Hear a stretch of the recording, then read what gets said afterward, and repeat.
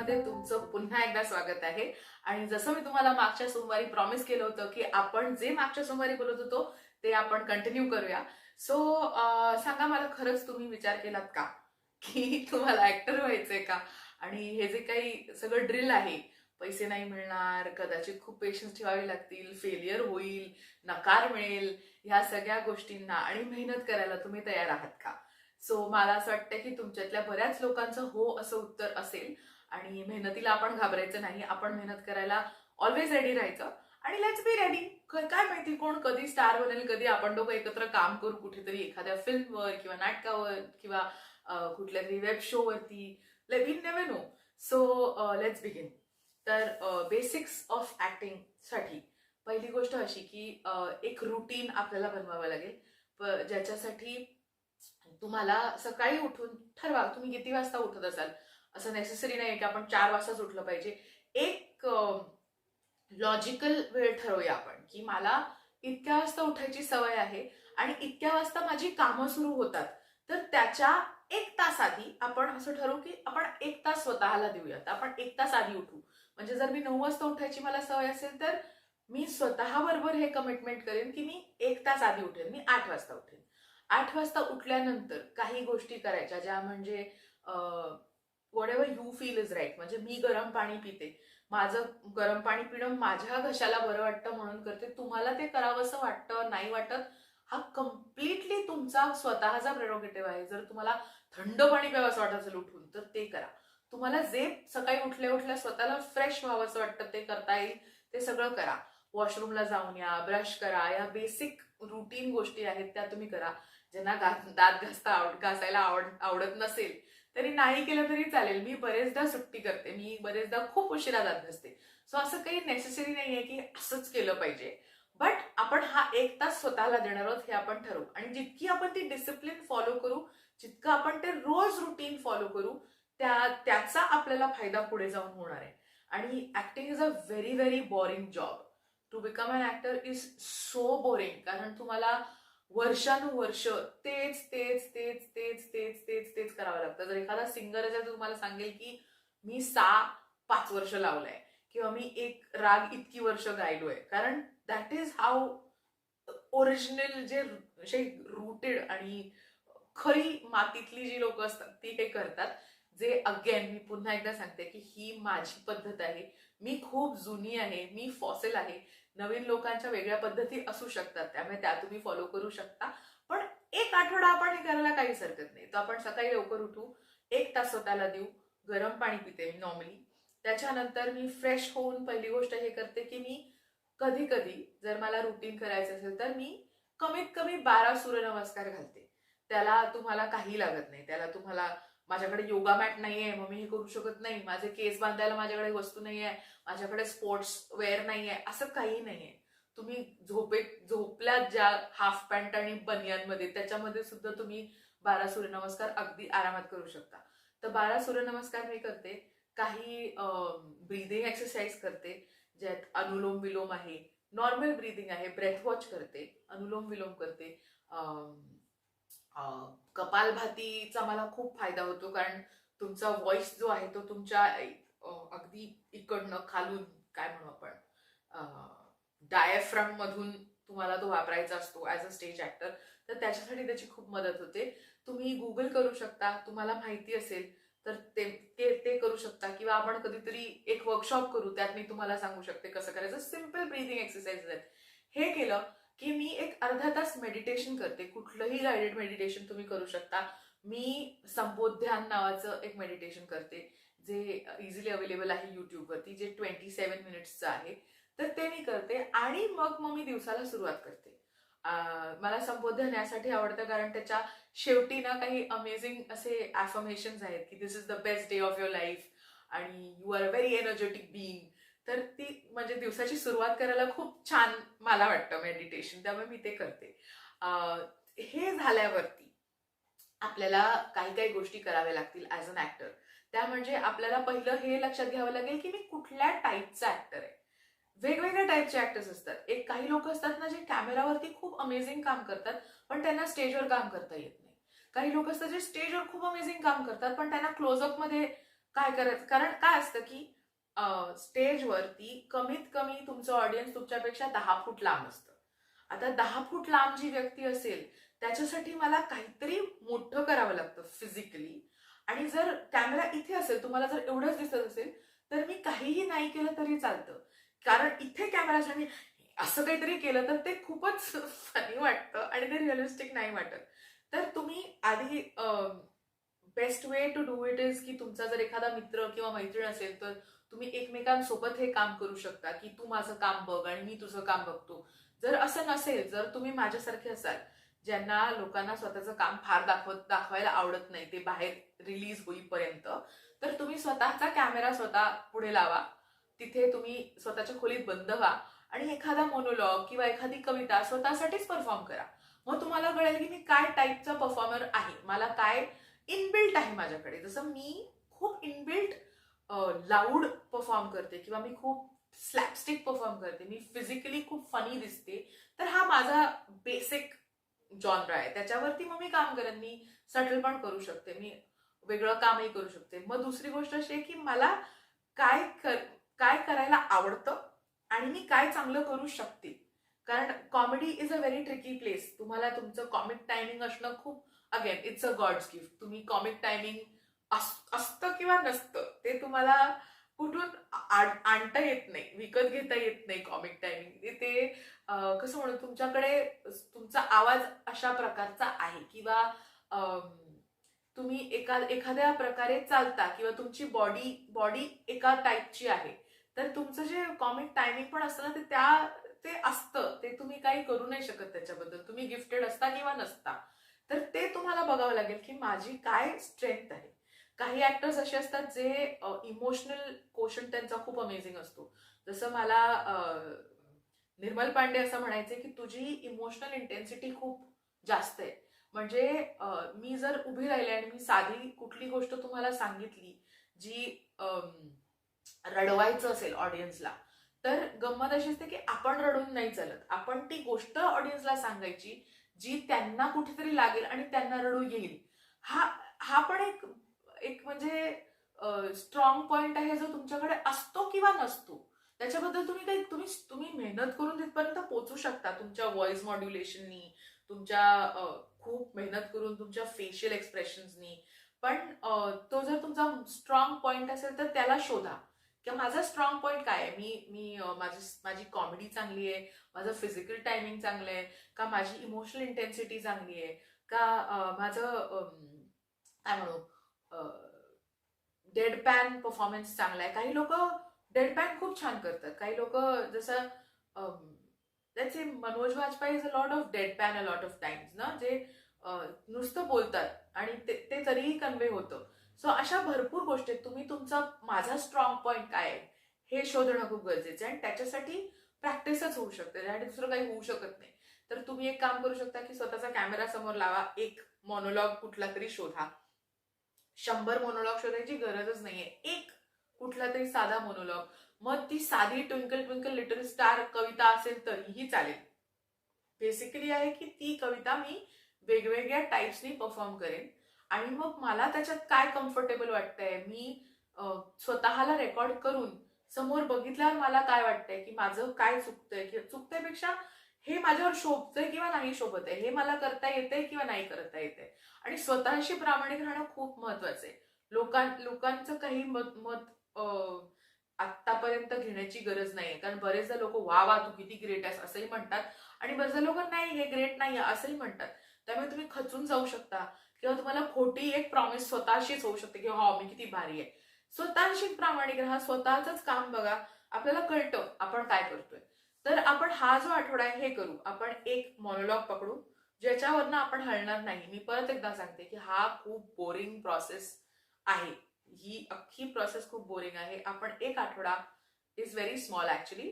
आपण एक एक मोनोलॉग घेऊन स्वतःला रेकॉर्ड करू. जर तुम्हाला माझी मदत हवी असेल तर तुम्ही तो रेकॉर्ड करा, त्याचं एक युट्यूब लिंक बनवा. ती लिंक मला युट्यूबवरती माझ्या कॉमेंट्समध्ये किंवा माझ्या इंस्टाग्रामवरती ऍक्टर तृप्तीला किंवा ऍक्च्युली भापोवरती तुम्ही मला ती लिंक पाठवली तर मी ते बघेन, मी तुम्हाला फीडबॅक देईन. आपण असं करू शकतो. दुसरी गोष्ट अशी की क्लॅरिटी खूप महत्वाची आहे. आपण काय बोलतो, आपण कुठली भाषा बोलतो, हे खूप महत्वाचं आहे. तर बरीचशी लोक मुंबईची नसतात, त्यांच्या बोलण्यात एक ऍक्सेंट असतो, ते वाईट नाहीये. पण आपल्याला ह्याची माहिती असली पाहिजे की माझी बोलीभाषा कुठली, माझं ऍक्सेंट काय आहे. कारण जर मी खूप छोट्या छोट्या गोष्टी आहेत आणि त्याच्यावर आपण काम केलं पाहिजे असं मला खूप वाटतं. आणि ते आपणच करू शकतो, त्याच्याबद्दल कोणीही आपल्याला येऊन सांगणार नाही की अरे तुझं हे झालं मग हे ऍक्सेंट आलं. नाही. तर आता जसं तुम्हाला माहितीये की इंस्टाग्रामवरती माझं एक ती दॅट मराठी मुलगी आहे, तर ते एक वेगळं ऍक्सेंट असतं ज्याच्यामध्ये तुम्ही असं बोलता आणि मग मराठी एकदम वेगळा होता. किंवा मुंबईचं मराठी खूप वेगळं असतं. मुंबईचं जर मी आली मी गेली आणि मी ते केलं ना वही असं झालं ना, हे मुंबईचं मराठी झालं. तुम्ही पुण्यात जाल तर ती अगदीच वेगळी बोली भाषा होऊन जाते. पुण्यामध्ये एक वेगळा एक वेगळी खनक असते त्यांच्या भाषेत. की मी तिथे गेले होते आणि मग असं झालं ना की हे एक काहीतरी वेगळं असतं पुणेरी मराठीमध्ये. किंवा तुम्ही नागपूरला जाल तर कायले बोलला तुला मी करून राहिला ना ते, मला तुझी केवढी याद आली. हे या छोट्या छोट्या गोष्टी आहेत. मी खूपच लिमिटेड आहे, मी मुंबईची आहे, तर मी ऑब्झर्व करते. तर आपण एक काम करूया की आपण एवढ्या ऑब्झर्वेशन पर्यंतही नको जाऊया. आपण स्वतःशी प्रामाणिक राहून माझी भाषा कुठली आहे हे आपण बघूया. काही लोकांची हिंदी भाषा असेल तर ती हिंदी कशी चांगली करायची. जसं माझं हिंदी काय एवढं ग्रेट नव्हतं. ऑफकोर्स मी एका इंग्लिश शाळेत शिकले कॉन्व्हेंटमध्ये आणि आमच्या शाळेतली लोक हिंदी बोलायची. पण माझं हिंदी कधी सुधारलं हे सगळं माझ्या आयुष्यात 2000 साली झालं, जेव्हा आमोद भट मला भेटले. जेव्हा मी अंधायुग नावाचं एक नाटक केलं निर्मल पांडेंसोबत आणि मी खूप लहान होते, मी 17 वर्षाची होते, 18 वर्षाची होते आणि मला काही कळायचं नाही. पण माझं नशीब इतकं भारी होतं की अंधायुग सारखं एक नाटक मला मिळालं आणि त्या नाटकाची आम्ही 9 महिने तालीम केली. I am not joking. आम्ही 9 महिने तालीम केली आणि निर्मल पांडे असं म्हणायचे की नाटक हे बाळासारखं असतं, त्याला तुम्हाला 9 महिने त्याला जोपासावं लागतं आणि मग ते तुम्ही प्रेझेंट करू शकता. तुम्ही असं हाफ बेक्ड बाळ नाही रेडी करू शकत. तर आम्ही सुद्धा खूप यंग होतो आणि आम्ही खूप कंटाळायचो आणि आमचं असायचं की यार आता तयार आहे ना नाटक, म्हणजे जुलै महिन्यामध्ये असं की ते सगळं तयार आहे, आता का, आता चला ना. तर ही वुड से नो, आपण अजून तयार नाही आहोत. आणि आम्ही नाटक सप्टेंबरमध्ये ते रिलीज केलं. आम्ही जानेवारी पासून सप्टेंबर पर्यंत आम्ही प्रॅक्टिस करायचो आणि रोज सकाळी 10 ते रात्री 10 12 तास आम्ही प्रॅक्टिस करायचो. त्याच्यात लाईव्ह सिंगिंग होतं, डान्सिंग होतं, म्युझिक होतं. मोठमोठे अंधायुगचे, जर तुम्ही अंधायुग हे नाटक प्लीज वाचा, खूप सुंदर नाटक आहे, धर्मवीर भारतीने लिहिलेलं. त्याची ती कविता आहे 100 पानी आणि ती भाषा क्लिअर करण्यासाठी खूप महत्वाची असं मला वाटतं. कारण माझं हिंदी त्या नाटकामुळे सुधारलं. बरं, असंही व्हायचं की आपण छोट्या छोट्या गोष्टींना कधीच लक्ष देत नाही. छोट्या ई ची मात्रा, छोट्या ऊ ची मात्रा, मोठ्या ई ची मात्रा, मोठ्या ऊ ची मात्रा. तर मला आठवतंय की मला थोडं आधी बोलवलं जायचं कारण मी गांधारीचं काम करायचे आणि माझ्याबरोबर अजून 2 आम्ही 3 गांधाऱ्या होतो. त्यातली मी सगळ्यात लहान होते, त्यामुळे मला धक्का मारला जायचा आणि जे काही टॉर्चर असायचं ते माझ्यावर तर तू जा कर असं व्हायचं. तर आमचे जे धृतराष्ट्र होते ते भारतीय हिंदी नाट्य अकॅडमी मधनं आले होते आणि ते आम्हाला आमच्या लँग्वेजवर काम करायचे. आता माझं एक वाक्य होतं की मैंने अपने इन हाथों से उन फूलों सी वधुओं की कलाइयों से चूड़ियां उतारी हैं, अपने इस आंचल से सिंधू की रेखाएं पोंची हैं. तर हे जे छोटी ऊ है, मोठी ई, ह्या सगळ्यामध्ये जर मी चुकले तर ते माझ्या कानाखाली आवाज काढायचे, म्हणजे ते खरं माझ्या कानाखाली मारायचे जोरदार. आणि ते त्या भीतीने मी ते नीट करायला लागले. म्हणजे हे फिजिकल टॉर्चर आहे, ऑफकोर्स हे आजच्या दिवसात नाही होणार, पण आज मला असं वाटतं की मी खूप लकी होते की हे माझ्याबरोबर लहानपणी झालं. आणि तेव्हा ती ती म्हणजे that was the time where beating a student was okay. आज जर आपण एखाद्या स्टुडंटला मारलं तर आपण जेलमध्ये असू. तर तेव्हा मला मारून मारून शिकवलंय छोट्या ऊची मात्रा, मोठ्या ई ची मात्रा, जी मला आज खूप कामी पड़ते. म्हणजे अगर मैं हिंदी में बात करूं तो आप ये नहीं, मतलब आप ये शायद पहचान नहीं पाएंगे कि मैं एक मराठी हूँ या मैं किसी और भाषा से बिलोंग करती हूँ. तर आणि त्यात हिंदीमध्ये पण there is a Punjabi Hindi, there is a Hindi, there is a Hindustani Hindi, Urdu, Hindi अशा वेगवेगळ्या भाषा आहेत. तर ह्या सगळ्यांवर आपल्याला काम करायचंय ऍज अन ऍक्टर. कारण आपलं कॅरेक्टर काय असतं, आपलं कॅरेक्टर कुठल्या प्रांतातनं आलंय त्याच्यावर डिपेंड करतं की आपण काय भाषा बोलणार आहोत. सो हे खूप महत्वाचं आहे. पण त्यानंतरच्या स्टेप्स आहेत, आपण आपली भाषा साधी सोपी ती क्लिअर करू आधी. तर आज ह्या आठवड्यात आपण काय करणार आहोत इज गेटिंग अ मोनोलॉग. आपली भाषा आपण शोधणार आहोत की मला कुठली भाषा कम्फर्टेबल आहे. मला जर इंग्लिश कम्फर्टेबल नसेल तर मी त्या भाषेत बोलायला जाणार नाही, मी आधी माझ्या भाषेत काम करेन, मग आपण जाऊ. तिसरी गोष्ट आवाजावर काम करणे. खूप सोपा एक्सरसाइज आहे जो तुमच्या आवाजाला मदत करतो, तुमच्या स्पीचला क्लॅरिटी देतो. आणि खूप सिम्पल आहे. कारण काय असतं की आपण आपल्या मसल्सना कधी वर्कच करत नाही ना. आपण ह्या चेहऱ्यावरती कधी काही करतच नाही. मुली तरी फेशियल करायला जातात तेव्हा एक मसाज होतो, किंवा मुलगे कधीतरी सलॉन मध्ये जातात तेव्हा चंपी करून घेतात, तेव्हा कदाचित तुम्ही मसाज करून घेत असाल. बट एक सोपी गोष्ट आहे, एक सोपं एक्सरसाइज आहे. एक पेन किंवा एक पेन्सिल घ्या जी तुमची असेल, कारण ती उष्टी होणार आहे, आणि त्याला तुमच्या तोंडातना अगदी आतपर्यंत, आणि खूप लोकांनी सांगितलंय सोपा उपाय आहे, इथे खूप आतमध्ये त्याला ठेवा. ओके. आणि हे पेन किंवा पेन्सिल तुमच्या तोंडात ठेवून तुम्ही क्लिअरली बोलू शकता का, ह्याची प्रॅक्टिस करायची आहे. ओके. सोपी गोष्ट आहे. आणि हे नुसतं एक वाक्य जरी आपण केलं तरी आपल्याला कळतं की आपले मसल्स ओपन झालेत, आपण अजून क्लिअरली बोलू शकतोय. तर ही एक साधी एक्सरसाइज, सोपासा एक्सरसाइज आहे जो तुम्ही पेन्सिल किंवा पेन बरोबर तुमची जी काही मोनोलॉग असेल छोटूसा त्याच्याबरोबर तुम्ही हे प्रॅक्टिस करू शकता. आणि तुमची क्लॅरिटी, तुमच्या फेशियल मसल्सना तुम्ही तयार करू शकता. दुसरी गोष्ट अशी की ब्रीदिंग खूप महत्वाचं आहे. तर तुम्ही ऍज अन एक्सरसाइज तुम्ही ब्रीद इन करून काउंट करू शकता की मी किती वेळ ब्रीद आउट किती प्रोलॉंग करू शकतो, की मी 4 काउंट ब्रीद इन केल्यावर मी किती वेळ जास्त ब्रीद आउट करू शकतो. ते ह्याच्यासाठी महत्वाचं आहे कारण तुमची ताकद, तुमच्या लाईनीची जी पॉवर आहे ती लाईन संपेपर्यंत तुमची पॉवर पोचली पाहिजे. तुमचा श्वास मध्येच कुठे संपला असं नको व्हायला. तर तो श्वास शेवटपर्यंत पोहोचण्यासाठी तुम्हाला तुमच्या ब्रेथवर काम करावं लागतं. कधी कधी असं होऊ शकतं की खूप मोठं वाक्य आहे, तर ते मोठं वाक्य आपण एका श्वासात कसं करायचं, त्याच्यासाठी आपल्याला आपल्या ब्रेथवर काम करावं लागेल. आपला ब्रेथ जितका स्ट्रॉंग असेल, आपण जितक्या कमी वेळात श्वास घेऊन जास्त वेळ तो पुश करू शकतो, त्याच्यावर आपली कपॅसिटी ठरते की आपण कसं बोलू शकतो. कारण बरेचदा असंही होतं की आपण बोलतो आणि शेवटचं असं शेवटचं जे शब्द आहे तो असा तो निघून जातो. तसं नाही चालणार. प्रत्येक वाक्य is a full sentence is made of all the words. सगळ्या वर्ड्सनी ते सेंटेन्स बनतं. तर त्या शेवटचा शब्द आहे तोही तितकाच महत्वाचा आहे जितका आपला पहिला शब्द महत्वाचा आहे. तर the economy of your breath, तुमच्या श्वासाची इकॉनॉमी खूप महत्वाची आहे. तर ह्याच्यावर आपल्याला काम करायचंय. तर या काही छोट्या गोष्टी आहेत, ह्याच्यावरही जर आपण काम केलं तर मग ह्याच्या पुढे मग वेगळे एक्सप्रेशन्स आहेत, नवरस आहेत, नाट्यशास्त्र आहे, मॅजिक इफ आहे, स्टॅनिस्लावस्कीचं पुस्तक आहे, ह्या सगळ्या गोष्टी आहेतच ज्याच्याबद्दल आपण हळूहळू बोलू. पण आत्तासाठी या आठवड्यासाठी आपण एवढं करू.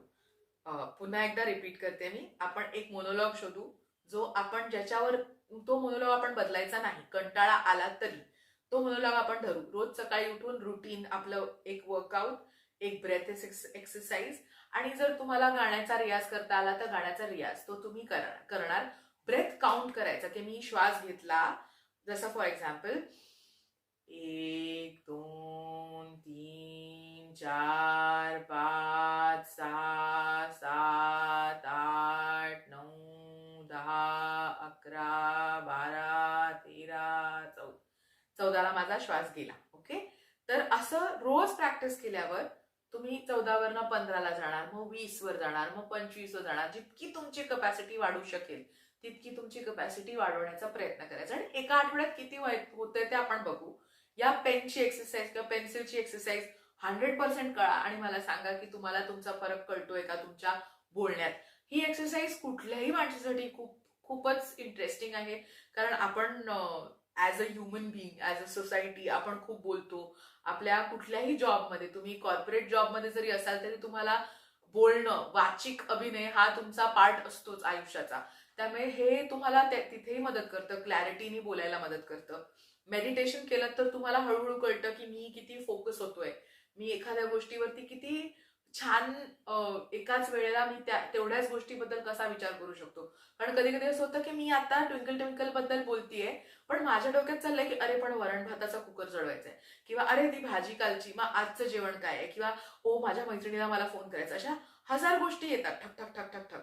तर जेव्हा आपण मेडिटेट करतो तेव्हा आपल्याला हळूहळू कळतं की आपला जो फोकस आहे तो अलाइन व्हायला लागलाय. आता हे सगळं करून झाल्यावर जर तुमच्याकडे अजून थोडासा वेळ असेल तर तुम्ही काय करू शकता, तुम्ही नाटक बघू शकता. तुम्हाला कुठल्या टाईपची नाटकं आवडतात हे तुम्ही डिसाईड करू शकता, कारण वेगवेगळ्या प्रकारची नाटकं असतात. कुठल्या फिल्म्स आवडतात तुम्हाला, तुम्हाला थ्रिलर आवडते का, तुम्हाला कॉमेडी आवडते का, तुम्हाला रॉमकॉम आवडते का, तुम्हाला रोहित शेट्टी सारखं ऍक्शन आवडतं का, करण जोहर सारखे खूपच बॉलिवूडिश फिल्म्स आवडतात. आणि हळूहळू स्टडी करा की त्यांचा परफॉर्मन्सची स्टाईल काय आहे. ह्यात अक्षय कुमार कसा परफॉर्म करतो आणि शाहरुख खान कसा परफॉर्म करतो, किंवा सिद्धार्थ जाधव कसा परफॉर्म करतो, अमय वाघ कसा परफॉर्म करतो, ललित प्रभाकर कसा परफॉर्म करतो, किंवा पुष्कराज चिरपुटकर कसा परफॉर्म करतो, किंवा सागर देशमुखची एक वेगळीच वेगळीच परफॉर्मन्सची स्टाईल आहे, तो कसा करतो. ऑफकोर्स हे सगळे मुलगे झाले, पण मुली मुली सुद्धा आहेत. म्हणजे अनिता दातेचं तुम्ही काम बघा, वेगवेगळ्या फिल्म्समध्ये वेगवेगळं काम करते. किंवा भरपूर लोक आहेत. आता माझी फेवरेट जुडी डेंच आहे, त्यामुळे मी तिला खूप फॉलो करते. तुम्ही जुडी डेंचला बघू शकता. तुम्हाला कुठल्या प्रकारची फिल्म आवडते, कुठल्या स्टाईल ऑफ ऍक्टिंगची फिल्म आवडते, तुम्हाला चार्ली चॅप्लिन आवडतो का तुम्हाला रोहित शेट्टी आणि अजय देवगन आवडतो, हे आपण आपण विचार करू, आपण बघू की मला काय आवडतं, आणि मग त्या हिशोबाने आपण काम करू. हळूहळू काम करायचे. तर फिल्म्स बघा, वेब सिरीज बघा, स्टडी म्हणून बघा, त्याचा त्याचा अभ्यास म्हणून बघा की काय करतात ही लोक, ही डायलॉग डिलिव्हरी कशी करतात, ह्यांचं इमोशन किती आहे, हा ओव्हर ऍक्टिंग करतोय का असं सटल प्ले करतोय, हे सगळं बघा. आणि मग आपण, कारण पसार आहे तो हळूहळू हळूहळू आपल्याला करायला लागेल. तर या आठवड्याला आपण एवढंच करू, आपण रुटीन करू, आपण एका व्हॉइस ओव्हर, आपल्या एका मोनोलॉगवर काम करू. ते तुम्ही रेकॉर्ड करा, सारखं सारखं स्वतः बघा. मला असं वाटतं की एक आठवडा स्वतःच बघा, आणि मे बी शनिवारी तुम्ही ते रेकॉर्ड करा आणि रविवारी तो अपलोड, पब्लिक नाही प्रायव्हेट जसं तुम्हाला वाटेल, तो अपलोड करून मला लिंक पाठवा आणि मी ते बघेन. कारण मी एनिवे एक आठवडा नाहीये, त्यामुळे हे दोन्ही एपिसोड मी एकत्र शूट केले होते. मी हा अख्खा आठवडा कामाने बाहेर जाते, त्यामुळे मी रविवारी रात्रीच तुमचे सगळे जे काही कॉमेंट्स आहेत ते मी बघू शकेन. तर मी तेव्हा बघेन. आपण असं करू आणि मग सोमवारी आपण पुन्हा एकदा काम सुरू करू, असं होऊ शकतं. सो डोंट वरी, मला तुम्ही लिंक पाठवा, आपण काम करू आणि या will take it from there. So I think मी जे काही बोलले त्याची तुम्हाला मदत झाली असेल, आणि झाली असेल तर प्लीज मला कॉमेंटमध्ये सांगा. तुम्हाला अजून काय काय प्रश्न असतील ते तुम्ही कॉमेंट्समध्ये लिहून सांगा. मला लाईक करा, शेअर करा, सबस्क्राईब करा आवडलं असेल तर. आणि भापो नावाचा आपला पेज आहे इंस्टाग्रामवरती, त्यालाही फॉलो करा. तिथेही प्लीज गोष्टी शेअर करा. आपल्या रील्स शेअर केल्या तरी खूपच आनंद होईल मला. तुमचं प्रेम माझ्यापर्यंत पोहोचत राहू दे, कारण माझ्या भावना तुमच्यापर्यंत पोहोचत आहेत. आणि आपण पुढच्या सोमवारी